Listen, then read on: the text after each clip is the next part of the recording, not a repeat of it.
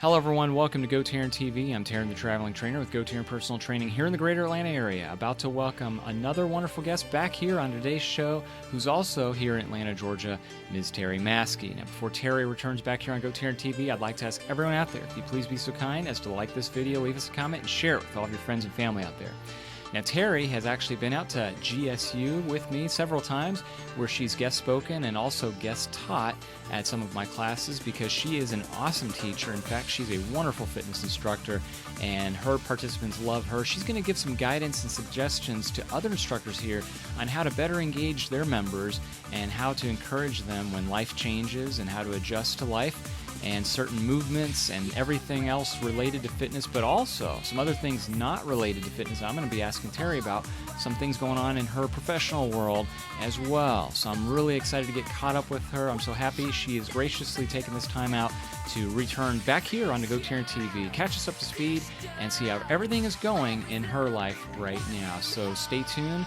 We'll be right back in just a few moments with Terri Maske. And remember, with GoTarryn Personal Training, it's your time, it's your investment, it's your life. Back in a second.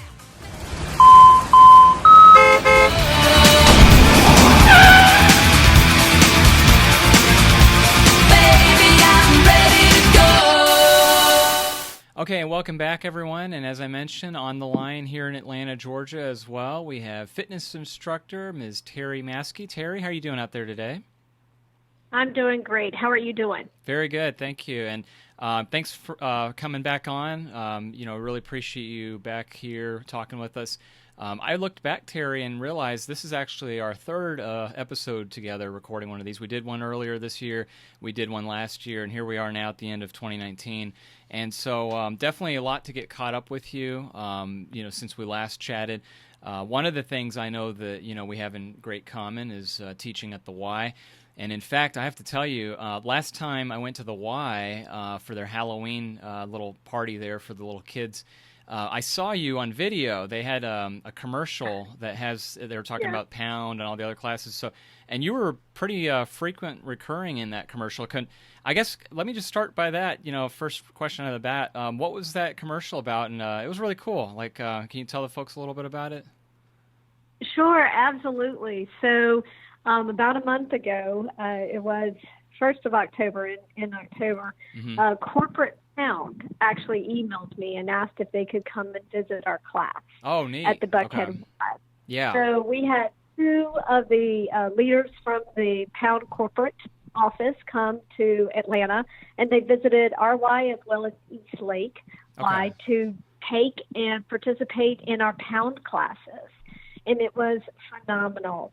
I mean, it was, like we have talked about, Pound is just a way to get that all over body and cardio in, and you don't realize how much you're doing. You don't realize you can 600 to 700 squats and lunges because you're having fun. You're literally hitting the ground with drumsticks, weighted drumsticks. And it's a super fun experience, and that's what that was about. And it was just fun for everyone. Yeah, certainly. I mean, it did look like a lot of fun, and you've obviously come to Georgia State before and have demonstrated the Pound class. That was the first time I got the chance to actually look at it in person, and I think that's wonderful. So obviously, you're doing a lot of things with the Y still, and how is teaching going overall so far? Oh, it is great. It's wonderful. So I teach Pound 3 times a week at the Y, and I also teach 2 bar classes, which is a lot of fun as well. Usually a completely different class, but we still have fun with music and getting all of our movement in. And then I also sometimes teach a strength class there as well, and sometimes dance fitness. It just depends really on what they need.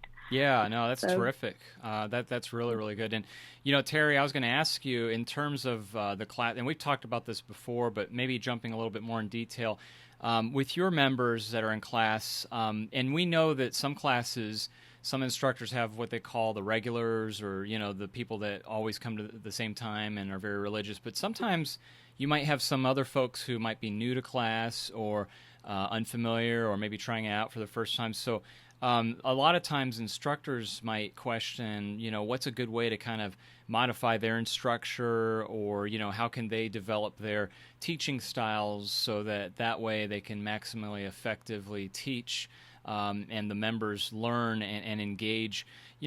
What's some suggestions on that in terms of helping other instructors out and figuring out how they can better focus on engaging their members during their classes? Absolutely. So you're correct. When you have regulars, you learn. You can watch their face and see what their preferences are, like if they're listening to you cue, or if they're watching you demonstrate, and or they're participating while you demonstrate something. It helps you pick up on these cues of how they learn best. With new people, what I have found, because they're brand new, sometimes, like with Pound, we always do a very, very short intro in Pound, just to tell them about the movement and the different squats and lunges they'll get. And I can pick up on clues even in that demo with how they learn if they're following along with me. Okay. They're generally kinesthetic tactile. If they're watching my movement, they're visual. If they're looking at my face, they're listening, to me, for that auditory. But that's not always, it's not always there, but it's pretty much how I've learned over the years to help people based on how they learn.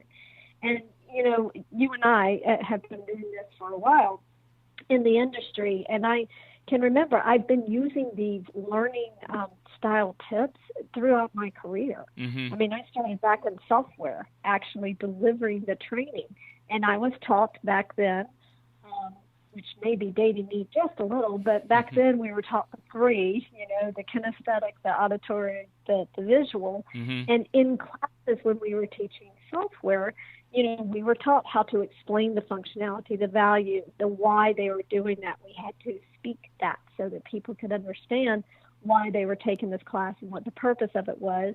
And then we also had to show demonstration or utilize a PowerPoint to help them further expand their knowledge. And we had to show during that demonstration, we also had to follow that up with an exercise. So you were hitting all those learning styles in there, and that's just what I've done in fitness as well. So in fitness, I am making sure, just like you do, we are cueing. We're giving those safety cues. We're giving them those verbal cues. We're showing them how to perform that movement. We're demonstrating that movement, and we're visually doing it with them as well. And even if we step out as coaching and are just coaching them through a movement, we're still giving them those cues that they need based on how they learn. And some of the hints that when you're watching members through classes, I actually just kind of stepped back into what I used to watch for in the classroom when I was teaching software. If you're teaching software, you can pick up on little cues, like if someone is watching the PowerPoint as you go through it, more than likely visual. They're watching the demonstration. Their eyes are glued to that overhead that you're reviewing with them or to the screen. If they're looking at the ceiling or they're looking down at the ceiling, more than likely they're auditory because they're listening to what you're saying rather than looking at it on the screen. It's easier for them to remember it if they hear your words more. And if they're kinesthetic or kinesthetic tactile, they're going along with you in the demo. So it's usually, that's what we learned in software. And I started applying that as I was doing my fitness classes as well. So particularly if I'm seeing people watching themselves in the mirror, it's not because they like to see themselves so much in the mirror, but it's because they're visual. They're watching what they're doing. If I said do a squat, they're going to watch themselves do a squat to make sure that they're doing it properly. If they're more of that auditory learner, they're probably looking down at the floor. They may be those students that you have to consistently say, hey, keep your chest up, keep your chin up when they're doing a squat, and not drop that head down too far, or when you're demonstrating that kinesthetic tactile, particularly in dance fitness, you'll see them do the movement with you. I see that in Pound a lot too if I'm demonstrating. They'll do the movement with me. So there are just these little cues that you can pick up on. And often I've seen learners have to kind of learn different ways of learning that movement. And that was a lot of saying the word learn. But I've seen them have to adjust, how they learn. For example, in one of my classes, I kept watching one of the ladies who's a regular in my pound class, and she would watch the floor while I was doing something. And I started noticing that. So I asked her, I said, hey, are you auditory and learning? And she is actually in the education world, so I knew she would know what that meant when I asked her. And she said, no, visual. Oh. But I am pound, I'm a mirror image. So I'm saying do your right, but I'm doing everything on my left. Okay. And for a visual learner, that is so confusing. So if they see me doing my left, even though I've just said right, they're going to their left. I've been doing. She goes, I have to look down and hear your cues to make sure I'm not going opposite of you. Because if I see you raise it up your left hand, I'm going to go left.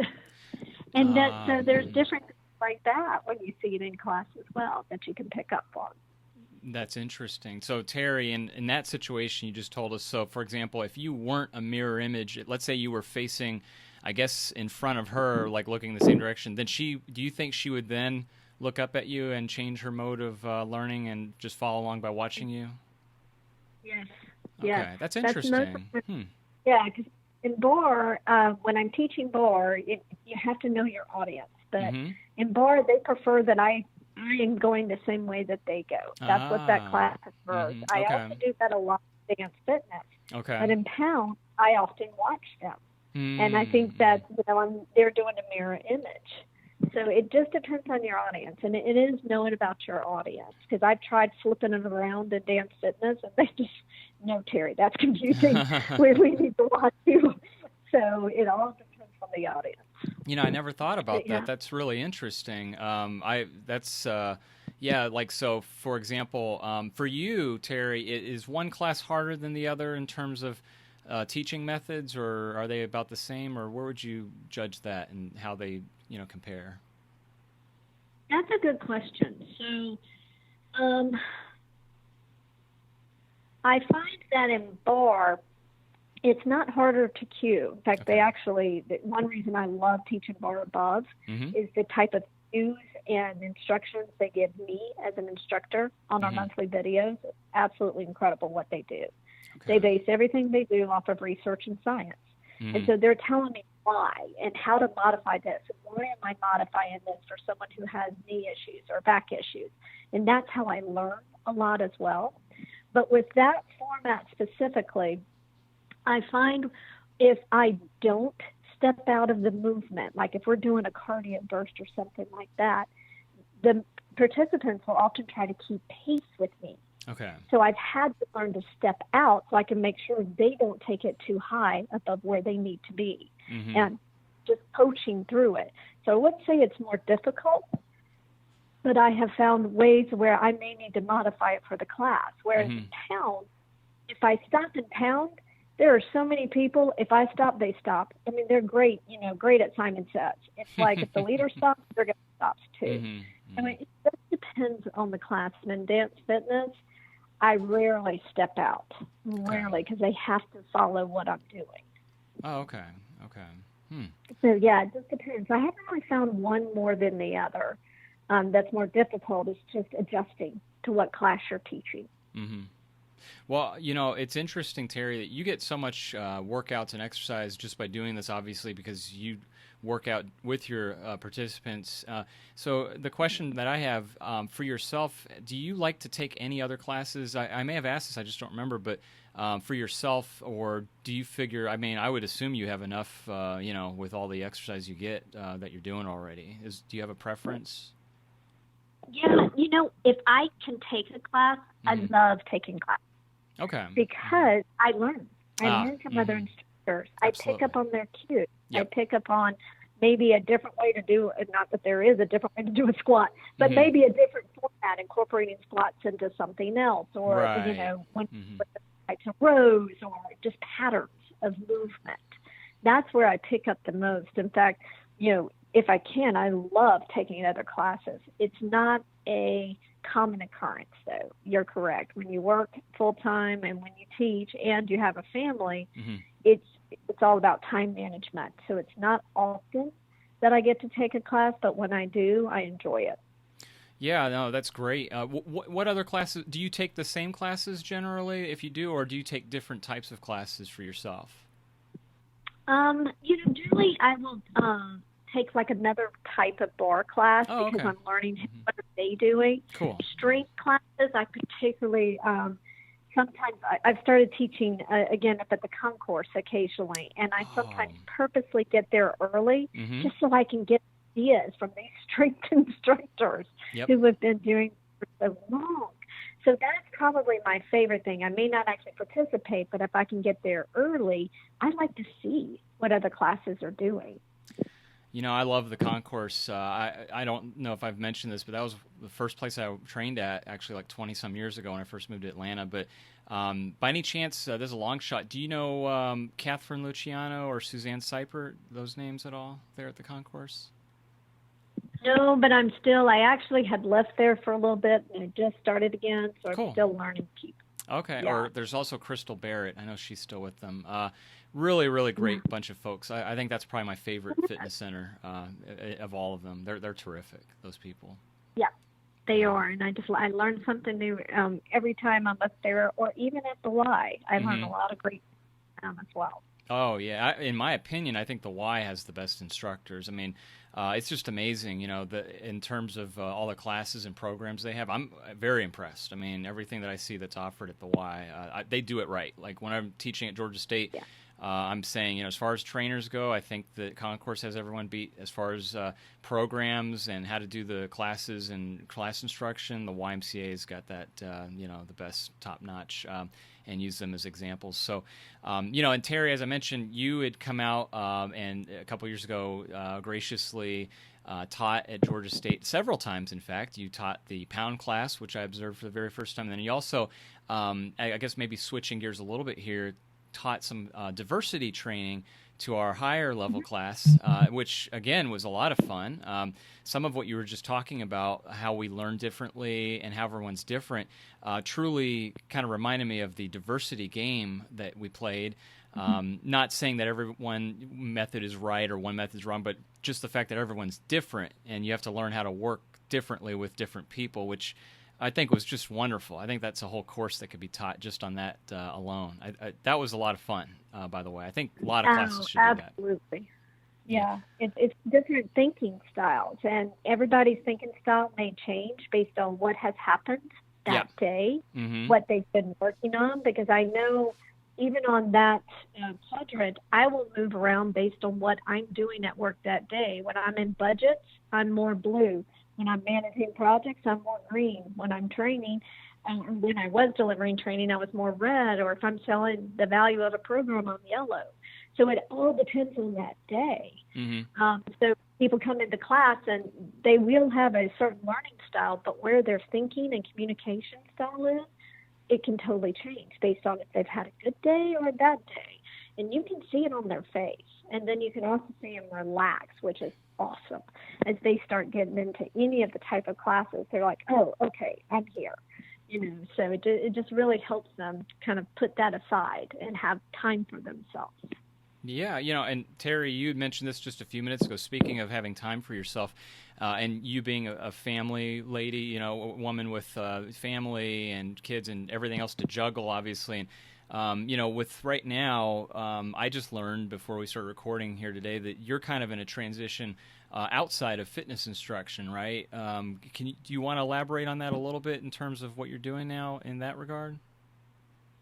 Sure, yeah. So I'm happy to do that. So I am a learning executive that has deep leadership as well as extensive operational best practices. And right now, as I'm out here in the world, I am looking for that opportunity that will enable me to utilize those my experience as well as my strengths, which is managing a remote dispersed team as well as learning technologies. And that's kind of my focus, and that's my area. And I get to use all my knowledge as well as that great experience that I've been able to have over so many years. I had so many wonderful opportunities at M4, and then life changes, so you just keep moving forward. And yes, it is a transition, but I am getting paid to look for a new career. And I just think that's awesome.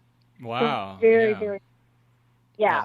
Mm-hmm. So I'm very fortunate in that I got a really good package because I have been there for so many years. And it's just time for a change.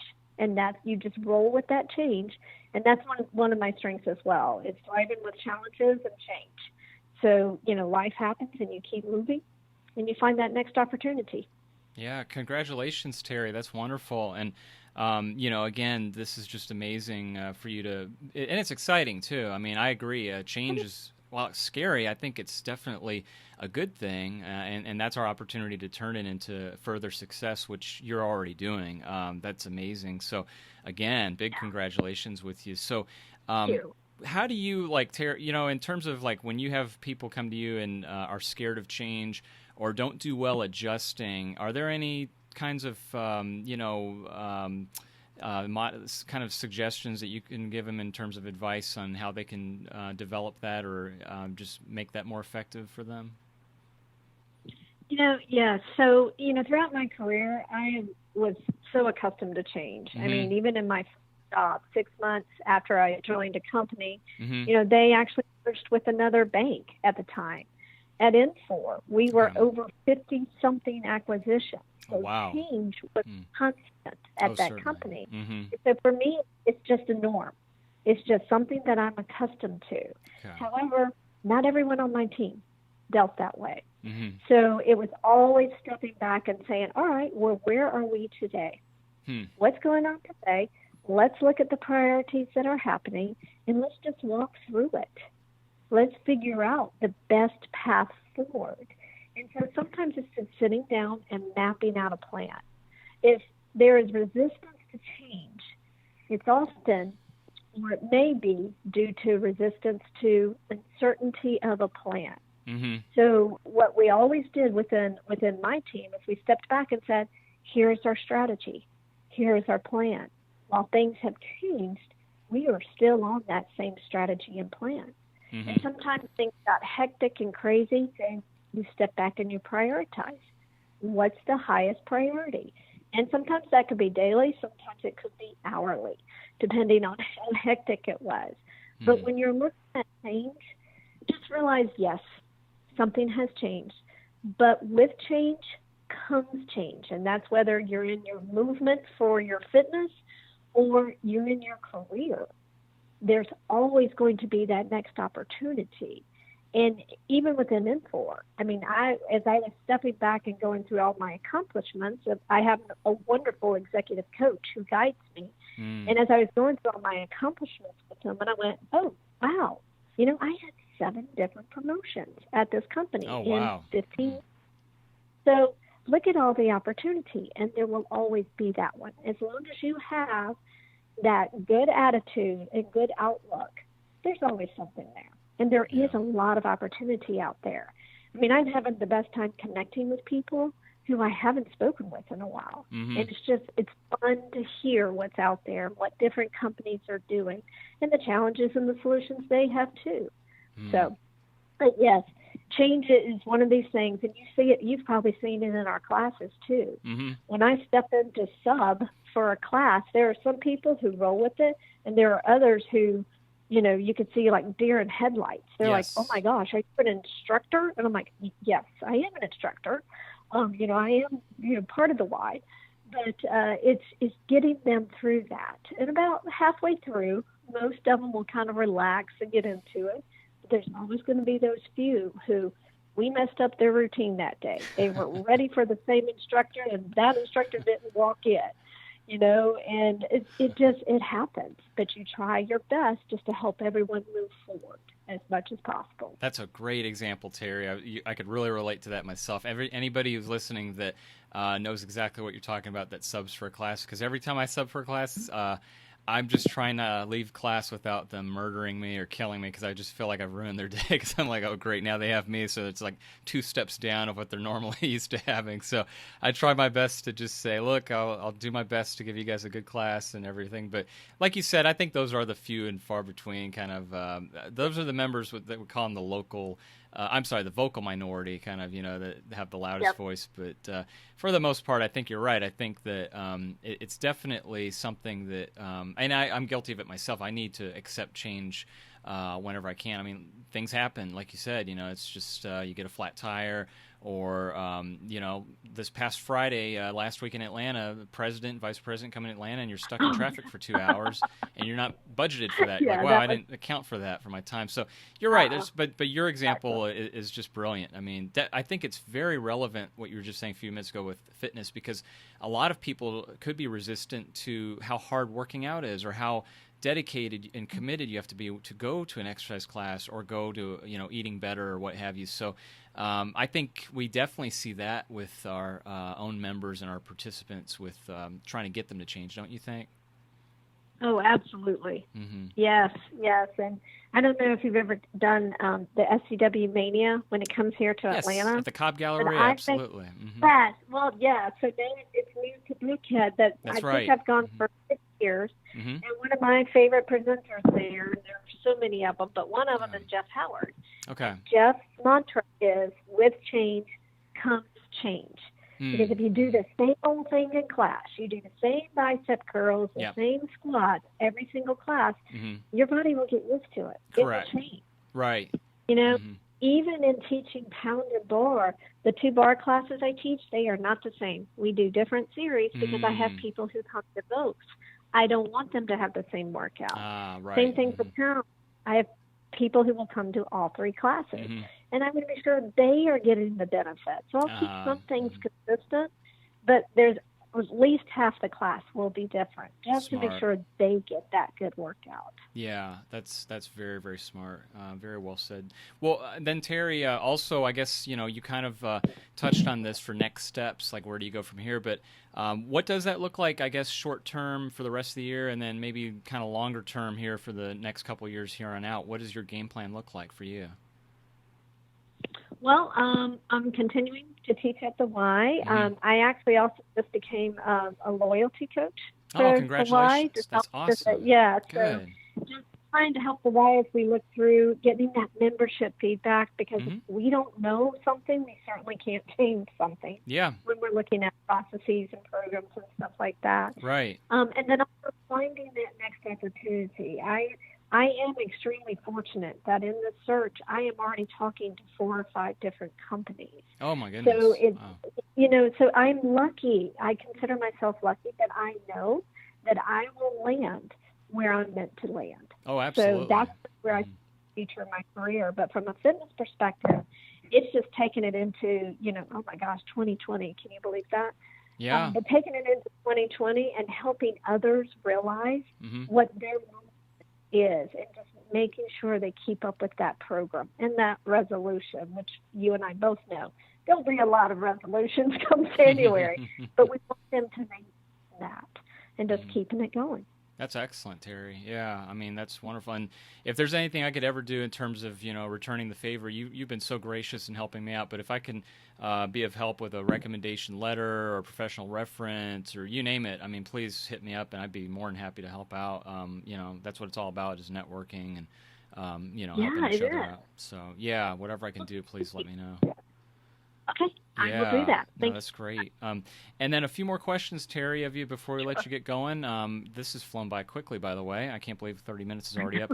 But I just wanted to ask you, in terms of if anybody's out there listening and they want to connect, because everything's networking, let's face it, are there any ways they can reach you directly, either via email or social media or anything that they can contact you? Still working on the social media side. I know I need to do Instagram because my daughter does. But I am on LinkedIn. So it's Terri Maske on LinkedIn. In fact, I can send you my URL even, but it's Terri Maske Learning Leader is my URL. Okay. And then I'm also, funny thing, I am on Twitter. I just don't use it as much. I must get my kids to teach me to do the social media. I can do it with learning. Anything, if it comes to learning from a software perspective, I'm there. But on the social side, that is one of my challenges that I need to work through as we go on. But welcome to connect with me on LinkedIn. any questions that someone has. I'm happy to provide an answer. And if I don't know the answer, I'll research it. Oh, yeah, absolutely. I know you will, definitely. Yeah. Very good, Terri. Well, this was a lot of fun. Again, thank you so much. The last half hour just flew right by, and I'm so happy to get caught up with you. Let's do this again very soon. And, again, best of luck to you as we get close to the end of the year here, and I wish you the very best of happy holidays, and hope to see you around at the Y, too. Great. Thank you so much. We'll talk to you later. My pleasure, Terri. Have a great day. Bye-bye.